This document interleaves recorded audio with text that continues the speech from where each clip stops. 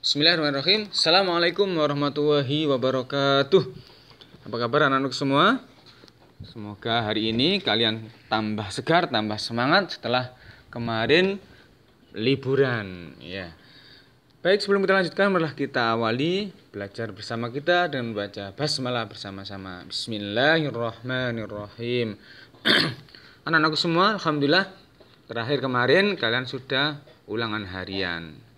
So, hari ini kita akan belajar pelajaran 2 Khalifah Ali bin Abi Thalib. Ya. Anak-anakku semua, Ali bin Abi Thalib adalah khalifah keempat, Khalifah Ar-Rasyidin keempat sepeninggal Utsman bin Affan. Ya, jadi beliau diangkat sebagai khalifah setelah wafatnya Utsman bin Affan. Jadi di akhir pemerintahan Khalifah Utsman bin Affan terjadi kekacauan, terjadi pemberontakan, sehingga kemudian Khalifah Utsman gugur, terjadi kekosongan pemerintahan sebentar, keadaan sangat kacau ketika itu. Ya.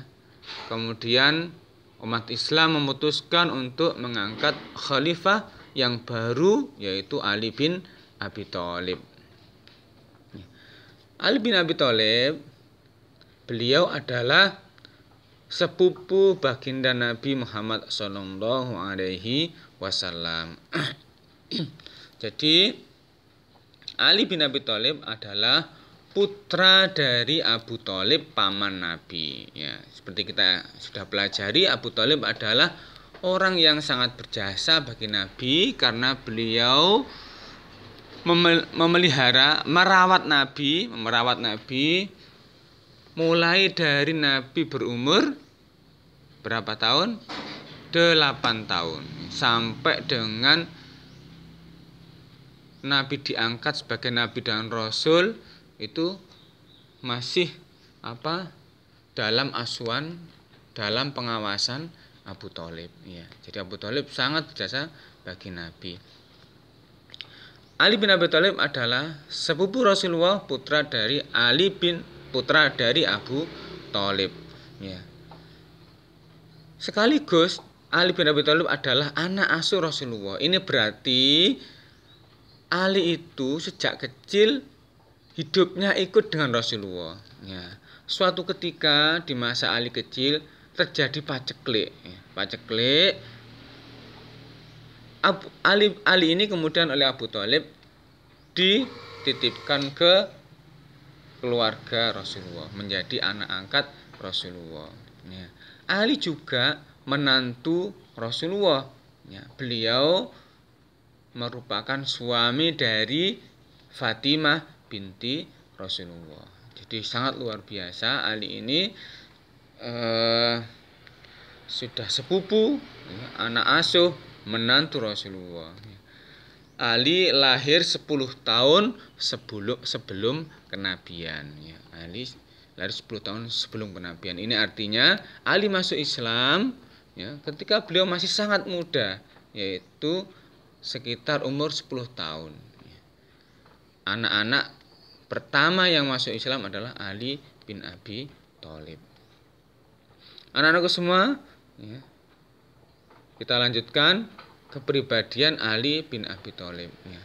Ali bin Abi Thalib adalah sahabat yang sangat banyak meriwayatkan hadis karena beliau banyak bergaul dengan Rasulullah mulai dari anak-anak. Ya. Jadi beliau masuk Islam mulai anak-anak. Dan orang yang pertama-tama masuk Islam, orang kedua setelah Khadijah. Ya. Jadi Ali sangat banyak bergaul dengan Rasulullah, oleh karena itu beliau sangat banyak meriwayatkan hadis. Ya. Kemudian beliau mendapat sebutan babul ilmi atau pintu masuknya ilmu dari Rasulullah. Kemudian Ali bin Abi Thalib adalah orang yang sangat pemberani. Ya, di beberapa pertempuran beliau maju duluan, ya, untuk melaksanakan perang tanding. Ya.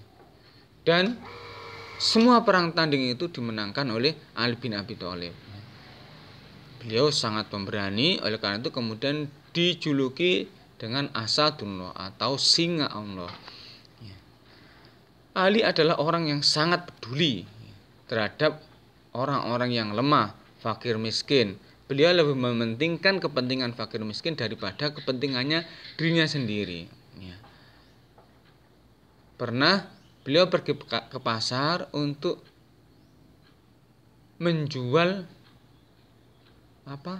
baju besinya yang akan ditukarkan dengan gandum yang akan dimasak untuk keluarganya. Akan tetapi di jalan dia ketemu dengan orang miskin, fakir miskin yang sedang meminta-minta. Akhirnya gandum yang sudah dibeli tidak dibawa pulang, justru diberikan kepada fakir miskin tadi. Ini yang menunjukkan betapa mulianya akhlak Ali bin Abi Thalib. Oleh karena itu beliau juga dijuluki Imamul Masakin atau pemimpinnya orang-orang fakir miskin, orang-orang miskin. Ali bin Abi Thalib sejak kecil sudah masuk Islam. Sejak kecil tidak pernah bermaksiat kepada Allah Subhanahu wa taala. Jiwanya bersih, tidak pernah terkotori dengan perbuatan maksiat seperti halnya pemuda-pemuda Quraisy yang lain. Beliau tidak pernah berjudi, minuman keras, menyembah berhala, dan maksiat-kemaksiatan yang lain. Oleh karena itu Rasulullah menyebutnya dengan karramallahu wajhah. Artinya wajahnya dimuliakan oleh Allah Subhanahu wa taala.